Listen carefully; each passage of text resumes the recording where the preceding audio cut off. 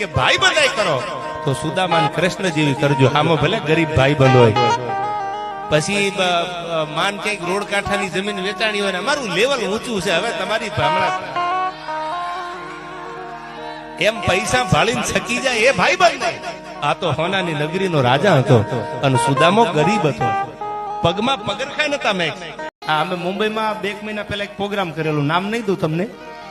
એટલે અમે સપાખરું આમ ચાલુ કર્યું ને, અહીંથી આમ શરૂઆત કરીને તાકે એકચ્યુઅલી તમે ધીમા ધીમા બોલો ને. મેં કીધા સપાખરા ધીમા ન બોલવાના હોય, આ તો વજરના કાળજા હોય ને એ સાંભળી શકે, બાકી રાકાનું નામ નથી આમાં ભાઈ.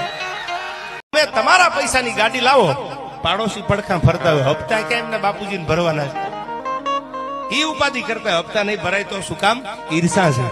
તમારું સારું જોઈ નથી શકતા, તમારી આગળ સારી ગાડી છે ને ગમતી વાત નથી, એટલે એને ઈર્ષા થાય છે. હા, ઘણા મા બાપ બિચારા પાંગત વગરની ખાટલામાં હોતા હોય, મારા દીકરા એમ કે અમે એકચ્યુઅલી ગોવા જાય છે. હા, ગોવા તમારા બાપુનું હરામણું કરાવું, ગોવા જવું છે. હા, ત્યાંથી પાછા સેલ્ફી મોકલો. હવે આ ફોન એવા નીકળ્યા છે ભાઈ, આ છેતરી દેશ હકીકત.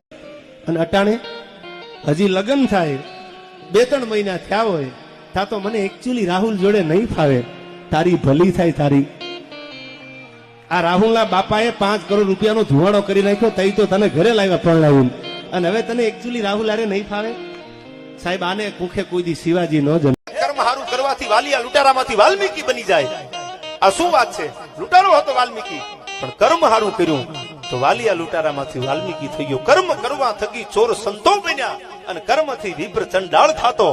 અરે કર્મથી લક્ષ્મી પાઈમાં લોટતી, અને કર્મથી પાઈ નો કોઈ દેતું.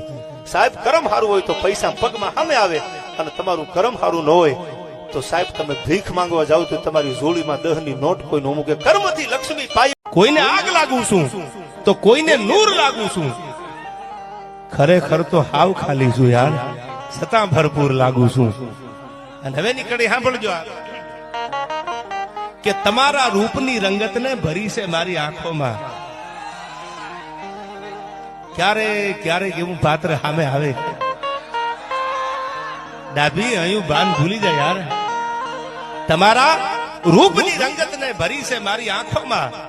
ગામમાં હામા મળે, બજારમાં હામા મળે, ખોરિયા જે બાયું ચડાવે ને એને એટલું કહું છું, એટલા બધા બળુકી ના હોય તો વૈયાઓ ખબર પડે યાર.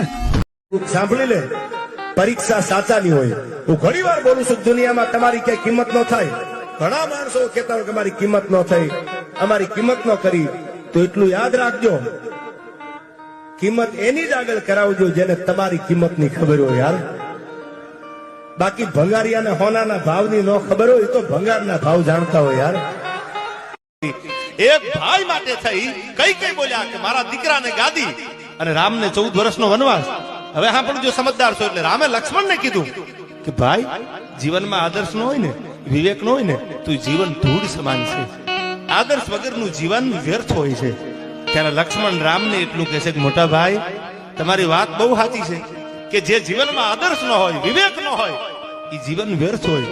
પણ આદર્શ પકડવામાં, આદર્શને રાખવામાં, વિવેકને રાખવામાં માલધારી આખું જીવન વ્યર્થ બની જાય, એનું શું કરવાનું? ત્યારે રામે વળતો જવાબ લક્ષ્મણને આપ્યો. સાંભળજો, આ રામ આપી શકે. અને શું રામે કીધું કે જેના જીવન આદર્શ રાખવામાં, વિવેક રાખવામાં, જેના જીવન વ્યર્થ બની ગયા, પૂરા થઈ ગયા, એ વ્યર્થ બનેલા જીવન, પૂરા થઈ ગયેલા જીવન પાછો બીજાનો આદર્શ બની જાય છે, એ આદર્શ પાત્રો બની જાય છે. આજે અમારે દાખલા દેવા હોય ને